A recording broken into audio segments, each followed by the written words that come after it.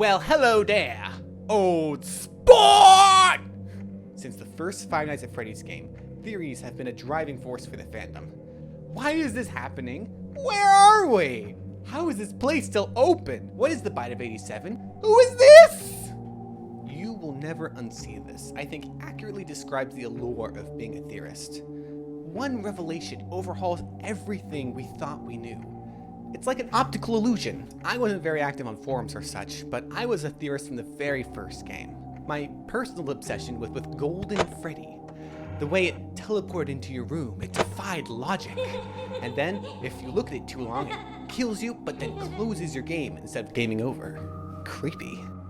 My theory was that Golden Freddy was the game's only benevolent force. Closing your game represents bringing you to safety. Since you choose to keep coming back to this house of horrors, GF decides to get you away by force. Nowadays, I consider Cassidy to be more of a true neutral character. It has its own goals and bears you no ill will, but if it believes you to be an obstacle to those goals, even a minor one, it will remove you from the picture. The years I spent theorizing are some of my most cherished childhood memories, and personally, I really love what Five Nights at Freddy's Security Breach has done for the series. The game itself isn't great, but thanks to Security Breach, the theorist scene is thriving. Sort of. See, where earlier games gave a narrow field of view of the series, Security Breach feels like a narrative arc in and of itself. And that's not a bad thing. Making the games bigger doesn't actually take away from the theorist's ability to look big picture. But the devil is in the details.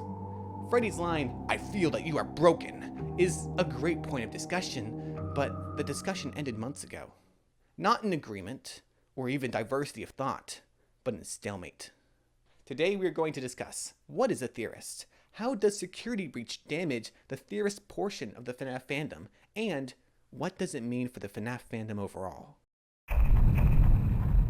What is a theorist?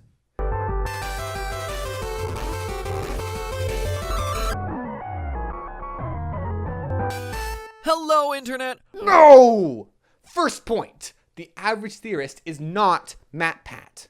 MatPat is a YouTube personality entertaining others with his theories. MatPat's livelihood depends on making theories. He's not the average theorist. I'm not saying MatPat doesn't enjoy theorizing like the rest of us, otherwise he wouldn't have made an entire channel around it. But even if every other theorist were to disappear, MatPat would have a vested interest in theorizing. In my personal definition, a FNAF theorist is actually a fan who relies on lore, observed or hypothesized, to interpret the FNAF series. This is not Golden Freddy, this is Cassidy. This is not a robot, this is the soul of a dead child. The FNAF theorist plays with the lore, soaks in the lore, and they must trust the lore to do so. It's a long-running joke that Scott Cawthon just writes plot twists based on the holes that FNAF fans invent. And it may very well be true. FNAF theorists could make metal bleed with enough looking, but I would argue it doesn't matter. FNAF theorizing is a metagame, and when you start having fun, you can't help it. The suspension of disbelief starts to kick in. The theorist versus the near-omniscient Scott Cawthon, who cleverly leaves the tiniest of clues tucked in the darkest corners of his games.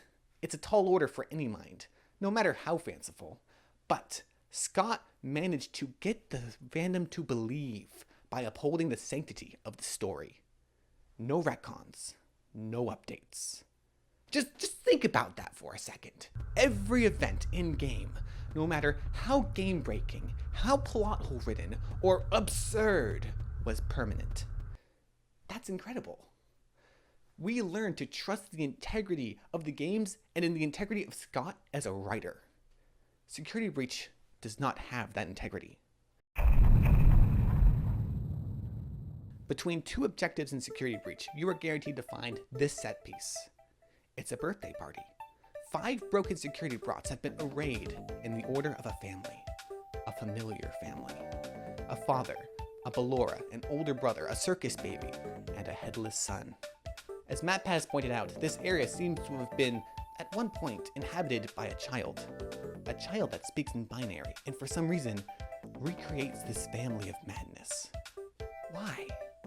The popular theory is that this child is the crying child, reborn in a robotic body somehow, and potentially the same child as Gregory. The explanation made sense, but something didn't quite feel right.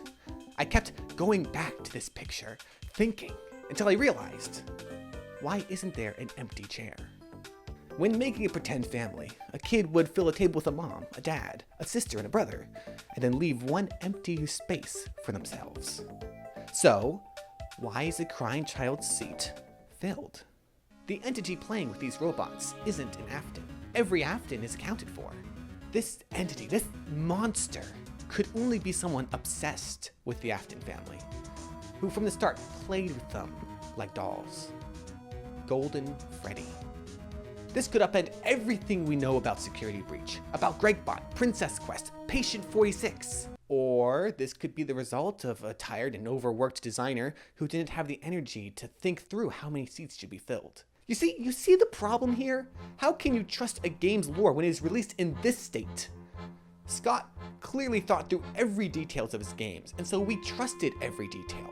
But this? I can't even trust the game files. After the game's release, data miners discovered that the princess sprite in the Princess Quest minigame was in a file named Cassidy. But in a future patch, Steel will rename the file to just Princess. So which is it? Is the princess Cassidy, or is she not? And then there's the infamous line, "I feel that you are broken." In the game files of Security Breach, there are alternate versions to this line that mention Gregory bleeding. This caused some members of the community to say that this line was changed due to censoring. They say it wasn't a clue. It was a business decision to be more family friendly, which means you have theorists, hardcore theorists, who can't take a line in a FNAF game as a clue. That's not good! Sorry, Steel Wool. I'm not sorry about a lot of the things I've said about some of the lore decisions in this game, but in this individual case, I'm sorry that I assumed that this was just a sloppy continuity error when in actuality, it was a lot more thoughtful than I could have ever expected. We just didn't give you enough benefit of the doubt here. No! That's not good! That's not good! The only option left to me as a theorist is to swallow Steel Wool's spoon-fed, in-your-face lore dumps. I am not me. Did you see that, guys? I did it! I found the lore! Theorists can only take a literal approach to Security Breach. Or memes. And that's the bottom line here. In Security Breach, everyone is a memer. And from this perspective, is that such a bad thing? You could argue that Security Breach isn't excluding everyone. Technically, every FNAF fan has a memer soul in them. And to be honest, memes are funny. With this trade-off, the loss of the theorist doesn't seem so bad. Should we mourn the loss of the theorist? There's a misunderstanding I want to address when talking about theorists. Theorists aren't smart. We're not! Theorists are fans who read the games through the lenses of lore. That doesn't mean we solve the lore, because, and some of you theorists may disagree with me here, we don't. Even if you never knew what FNAF was, you probably know this guy. This is Purple Guy, the villain of the FNAF series. And by FNAF 3, he was everywhere. Reddit, Twitter, fan games, Animal Jam. People in virtual pet games would roleplay in all purple and murder children around the site. This is cultural saturation.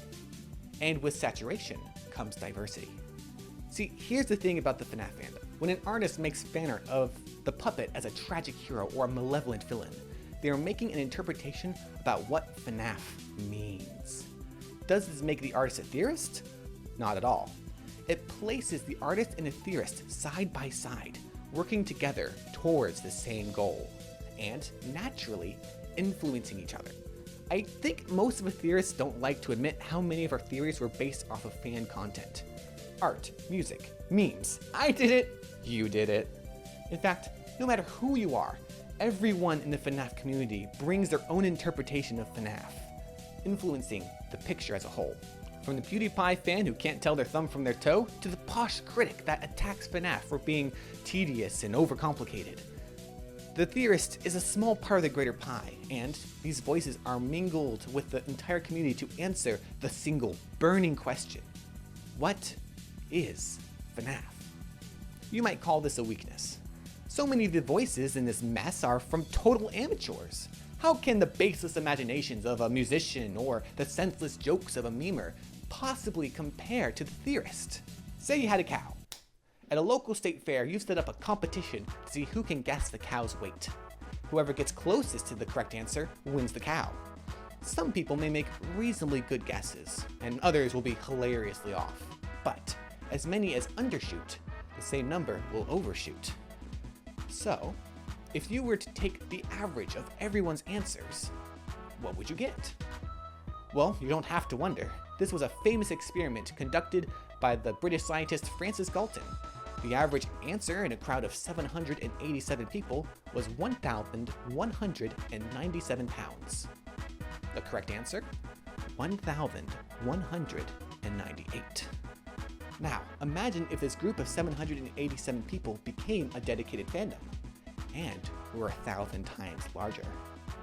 Consumption has become a collective process, and with it, this wisdom of the crowds have to become public domain. No More is a song by Nate Wants to Battle about Five Nights at Freddy's 2, and to this day, it is my favorite FNAF song.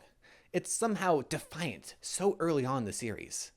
A tiny baby me looked at this and said, "Oh my goodness, he solved the lore." And you know what? He did. For most of you, I believe there is peace, and perhaps more, waiting for you after the smoke clears.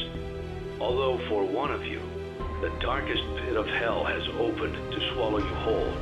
So don't keep the devil waiting, friend. But maybe one day you'll find humanity. Until then, don't you dare say that we are the same. You can break down. So then you may ask, why do we care if we lose the Theorists? And it's because Theorists don't give the answers. That is true. But they ask the questions. Who is the purple guy? When was FNAF 2? How were the killings done? What is the spirit within Golden Freddy?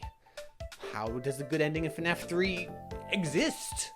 The Theorists' claims fuel the think machine for the rest of the fandom, setting off interpretations and reinterpretations across the entire internet. Is Phone Guy really Purple Guy? Is Gregory really a robot? Is Springtrap really dead? We are the fuel. You are the fire. And without Theorists, FNAF would lose a vital engine. Theorists are not, and never have been, the bulk of the FNAF fandom. But without them, without questions, what good is there in answering?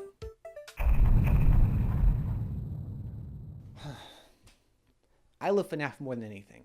FNAF was my first fandom, and I will always have a soft spot for it. But it feels like the games are quickly becoming hostile to Theorists. Fiznom, a major figure in the fandom, has already voiced their hanging up the cape. While they're not a Theorist, I think it's a sentiment that many Theorists could share. If Steelwool Studios continues this pattern, more will follow. Steelwool will look up one day and find only MatPat. So, in conclusion, the FNAF fandom is not all Theorists. The fandom will survive without us, but I do think it will be the worse off for it. Second, Security Breach, despite having so much more lore, broke the trust Scott had with us. And I believe if Steelwool continues this current design trend, the majestic Theorist will go to find greener pastures.